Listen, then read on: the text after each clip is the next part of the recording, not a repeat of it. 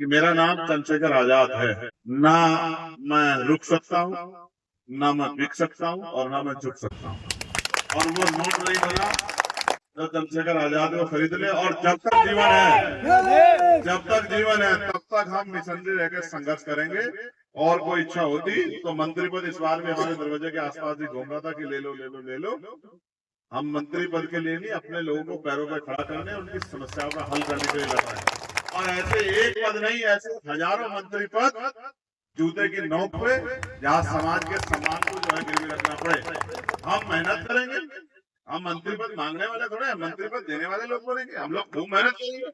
हम इतने मंत्री पद इतने जगह नए विभाग शासित कर देंगे कि हमारे सब लोग मंत्री हो जाएंगे। हम मेहनत करेंगे, अपनी मेहनत पे भरोसा रखेंगे और अपने पुराने साथियों को नहीं भूलेंगे। उनके मान सम्मान का, उनके अधिकारों का, उनका ख्याल रखें। और नौजवानों को कहना चाहता हूँ, कोई सरकार दे रही है रोजगार नौजवानों को, तो ये नौजवान कहाँ जाएंगे पढ़े लिखे?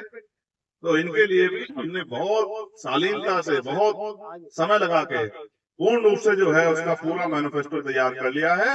और हम लोग मेहनत करेंगे, आप लोग सहयोग करना। अवसर पैदा होंगे तो कोई भी नौजवान खाली हाथ रहेगा, किसी भी नौजवान का हाथ खाली नहीं रहेगा। हर घर तक रोजगार पहुंचाने का काम हम लोग करेंगे। ऐसी एजुकेशन पॉलिसी लेके आएंगे, ये नई शिक्षा पॉलिसी नहीं, ऐसी एजुकेशन पॉलिसी लेके आएंगे कि अमीर और गरीब की संतानें एक स्कूल में बैठ के पढ़ेंगी और बराबर की शिक्षा हासिल करेंगी, किसी की जेब कटाएंगे।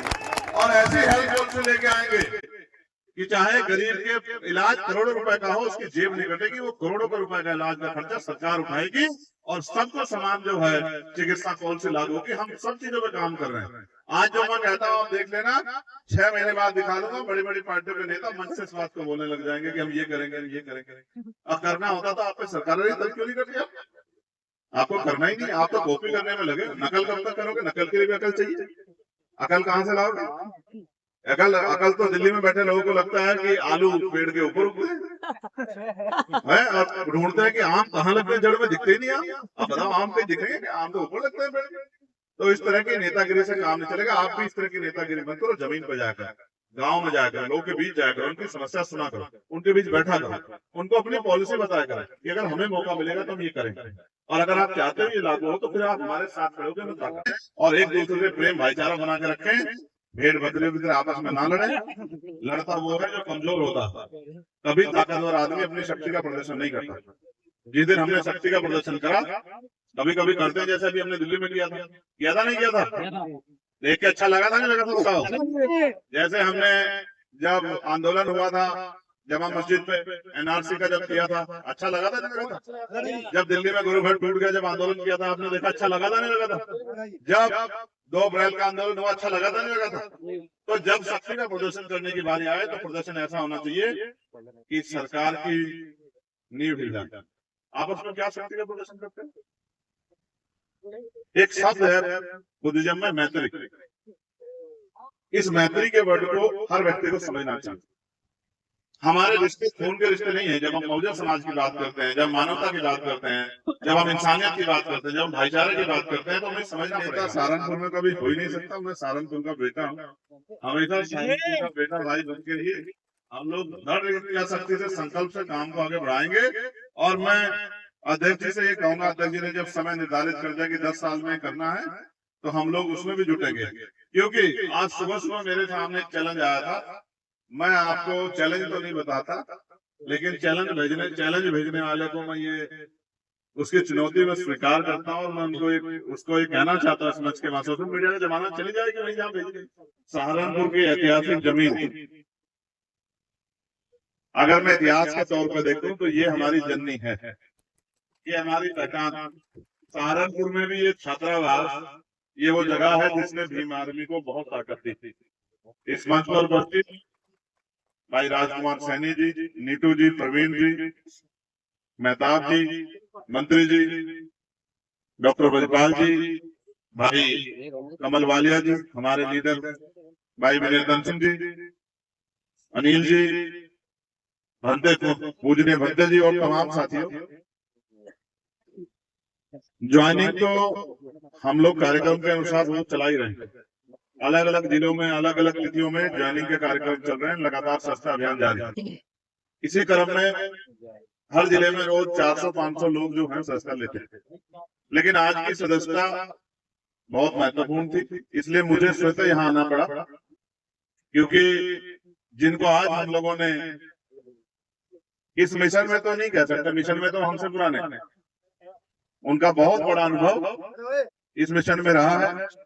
मिशन में वो बहुत पुराने कि डीपी सिंह जी मिशन में भी हमसे सीनियर है, उम्र में भी हमसे सीनियर में है और अनुभव में भी हमसे सीनियर है। और जिस काम को उन्होंने, जहां आदमी खाली रहते काम नहीं करता मिशन का, उन्होंने नौकरी पर रहते इस काम को किया। इससे यह स्पष्ट होता है आज की ज्वाइनिंग से कि जो हमारा पढ़ा लिखा बुद्धिजीवी समाज है, जो हमारे समाज का असल नेतृत्व करता है, क्योंकि आंदोलन तो कोई भी शुरू कर सकता है, किसी भी चीज का निर्माण कोई भी शुरू कर सकता है, लेकिन उसको शिखर पे पहुंचाने की जिम्मेदारी तभी जो है वो कार्य आगे बढ़ता है जब उसको पढ़े लिखे लोग उसकी लीडरशिप करते हैं। आज की जो ज्वाइनिंग है, मैं इसके लिए गुरुजी तेगवाल जी का, सतीश जी का, दोनों का धन्यवाद करूंगा कि आज की ज्वाइनिंग विशेष ज्वाइनिंग है, क्योंकि डीपी सिंह जी और उनके साथी उसी लक्ष्य के साथ, जो लक्ष्य है डॉक्टर बाबा साहब अम्बेडकर ने, मानव काशीराम साहब ने और हमारे सभी महापुरुषों ने, राष्ट्रपिता ज्योतिबा फूले, छत्रपति साहू जी महाराज और संत राम भी, प्रजापति, मामना रामसु वर्मा, बाबू जगदेव प्रसाद कुशवाहा, जमाई कपूरी ठाकुर, तमाम हमारे जितने संत गुरु महापुरुष हुए हैं, उन्होंने जो सपना देखा था व्यवस्था परिवर्तन का, कि इस देश में ऐसी व्यवस्था बने जो संविधान के हिसाब से, अगर संविधान लागू हो जाए तो वही व्यवस्था इस देश में चलेगी कि मानव मानव एक समान होगा और जाति धर्म के आधार पर कोई ऊंच नीच की भावना नहीं होगी, किसी के साथ कोई जुल्म नहीं कर पाएगा, किसी को कोई सता नहीं पाएगा। अभी जब वक्तव्य रख रहे थे डीपी सिंह जी, तो इस बात को कह रहे थे कि भीम आर्मी के साथी लोगों की मदद कराने जाते हैं, ये बहुत उत्कृष्ट कार्य है। मैं आपको एक जानकारी देता हूँ, अभी 2 दिन पहले लखनऊ में, प्रदेश की राजधानी में, पुलिस के द्वारा एक घटना कारित हुई जिसमें परिवार का यह आरोप था कि पुलिस की मारपीट से अमन सोनकर नाम के एक बच्चे की, एक लड़के की हत्या हुई। पर परिवार ये मांग कर रहा था कि भाई मुकदमा दर्ज किया जाए, कार्रवाई की जाए, और इसके लिए वो सड़कों पे भी आ गया। मैं लखनऊ गया था, लखनऊ से श्रावस्ती जो है अशोका विजयदशमी का कार्यक्रम था, मैं उस कार्यक्रम में जो है शामिल होने के लिए गया। लगातार मेरे फोन पे परिवार संपर्क में था। जब पुलिस को लगा कि अब कार्रवाई करनी पड़ेगी तो उन्होंने भीड़ को हटाने के लिए लाठीचार्ज कर दिया। फिर मेरी सभी अधिकारियों से बात हुई, अंत पुलिस कर्मचारियों के 4 कर्मचारियों के खिलाफ मुकदमा दर्ज हुआ।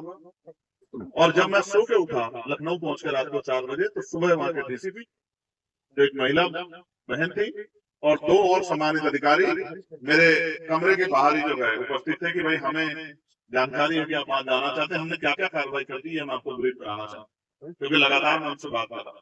तो जब मैं उठा तो उन्होंने मेरे हाथ में वो FIR की कॉपी दी कि हमने ये मुकदमा 304 में दर्ज कर दिया है। इसके अलावा जो भी आप हमें आदेश करेंगे, जो भी आप महसूस करते हैं परिवार की पीड़ा, हमें बताइए, हम उस पर काम। जहां इस प्रदेश में अपराध होने पे मुकदमे दर्ज नहीं होते, जहां तमाम तरह से मेरा अनुभव है, रेप जैसे मामलों में मुकदमों के लिए संघर्ष करना पड़ता था, जहां सामूहिक रूप से मार पिटाई और सामाजिक बहिष्कार तक के मामले, घोड़ी से उतारने तक के मामले मेरे आज भी याद, यही धरती थी। और दिन था 4 दिसंबर का, हमने एक बड़ा कार्यक्रम किया और हमने तय किया था भीम आर्मी के साथियों ने कि अगर 15 दिन तक कमजोर वर्गों पे अन्याय अत्याचार की कोई खबर अखबार में नहीं छपेगी तो फिर हम दूसरी जगह पे जाके काम करना सीखेंगे। मेरे आज भी याद है 4 दिसंबर 2016, मेरे बहुत अच्छे से याद है। यहाँ हमने कार्यक्रम किया और मैंने माननीय अध्यक्ष जी को, कमल भाई को, प्रवीण जी को और एक और हमारे छोटे भाई उस समय यहाँ थे, उनको मैंने जिम्मेदारी दी कि भाई अब भाई जिला उत्तर प्रदेश आप लोग संभालो, मैं दूसरे प्रदेश में काम करने के लिए जाऊँ। ये तब संभव हुआ कि जब भीम आर्मी के लोगों ने दिन रात एक कर दिया जुर्म जाति अत्याचार रोकने के लिए, और जहाँ छोटी सी घटना होती थी तो वहाँ भीम आर्मी का नौजवान ऐसे सामने चट्टान की तरह खड़ा हो जाता था कि पुलिस को कार्रवाई करनी पड़ती थी और लोगों को न्याय मिला।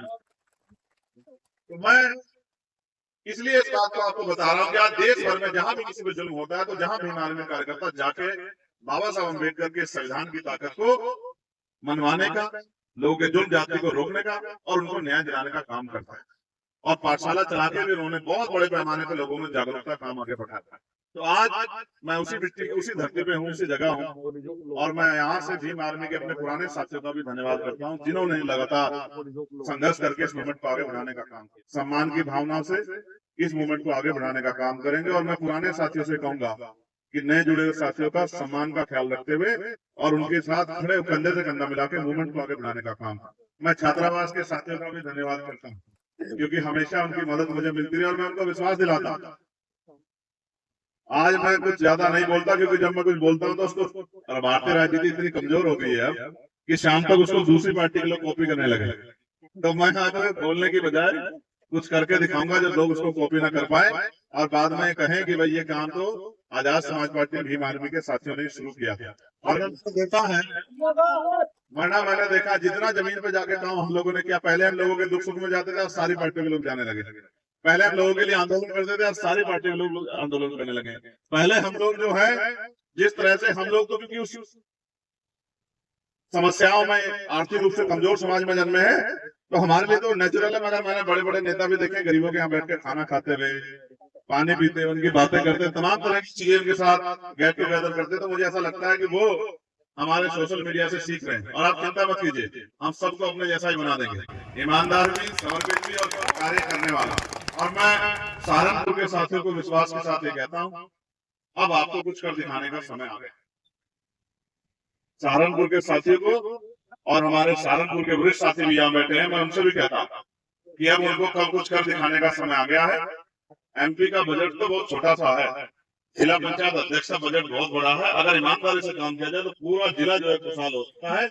गली गली चौराहे चौराहे में काम होता है, चाहे शमशान हो, कब्रिस्तान हो या कुछ भी ऐसी परेशानी हो जहाँ से आम जनता का हित प्रभावित होता है, चाहे उसके रास्ते हो, चाहे नलकों की समस्या हो, चाहे बिजली की समस्या हो, चाहे और कोई समस्या हो, चाहे स्कूल की, कॉलेज की, यूनिवर्सिटी की, हर तरह की समस्या का हल जो है हम लोग कर सकते हैं अगर हम अपनी ताकत को मजबूत कर लें। इसलिए मैं आपसे कहूंगा, लक्ष्य बना के काम करें और लगातार काम को जो है करते रहें। और जो सक्रिय साथी हैं उनको जिम्मेदारी के पदों पर बिठाकर उनको जिम्मेदारी देकर काम को आगे बढ़ाते रहें। कि अगर आप मन से किसी को भाई मानते हैं तो उसकी सारी गलतियां माफ कर सकते हैं और फिर एकजुट हो सकते हैं। और अगर आपके अंदर सिर्फ दिखावे का भाईचारा है तो आप एक दूसरे की शकल भी थोड़ी देर में नहीं देखते, फिर मुंह दिखाई तो मेरे जैसे लोगों के सामने हो जाएगा। इसलिए कहता हूँ कि पढ़ा करो।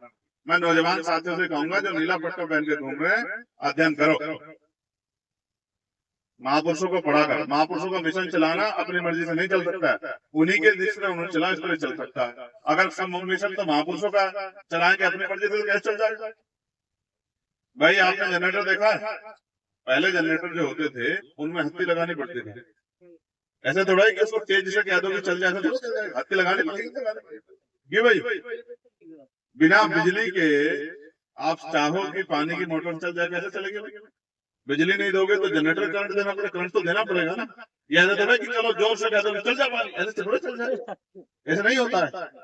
समझे नहीं समझे? मेरे समझाने का आशय आपको ये है, विद्वान लोग इस मंच पे हैं कि छोटी छोटी बातों को प्रेस्टीज इशू बना के आपस में विवाद की स्थिति में जाने से अच्छा है एक कदम पीछे हटके अपने भाई को आगे करके और आगे बढ़ते रहना, यही समझदारी है।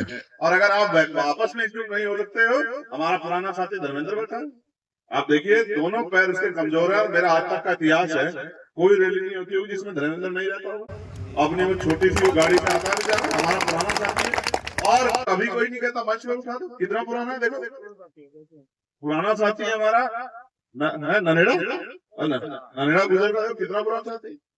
तो हमारा एक साथी जो है हमें सब याद है और सब लोग अच्छे से इच्छा शक्ति वाले लोग।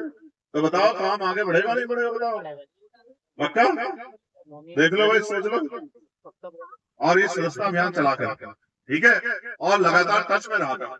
एक दूसरे को जिसको जोड़ दिया उससे पूछा करो भाई अब आप क्या कर रहे हैं, अब आप और लोगों को भी जोड़ो। आपके यहाँ कोई समस्या से मैं बताऊँ चल के उसको समाधान के लड़ेंगे। और ये जो फिरका प्रस्तावना मजबूत हो रही है, जैसा अभी यहाँ प्रयास किया गया माहौल बिगाड़ने का और फिर उस पर कार्रवाई करने का, इनका मुकाबला भी आपको नीले पट्टे वालों को डट के करना है। किसी भी कमजोर को ये महसूस ना हो कि उनकी आवाज उठाने वाले के कोई यहाँ नहीं। ये बात सहारनपुर में आप याद रखें, ठीक है? और बाकी सब चीजों के लिए हम लोग कहीं हमारे नेता सब लोग बैठे, ठीक है? तो आप सब लोगों ने मुझे सुना, इतना प्यार दिया, इतना सहयोग दिया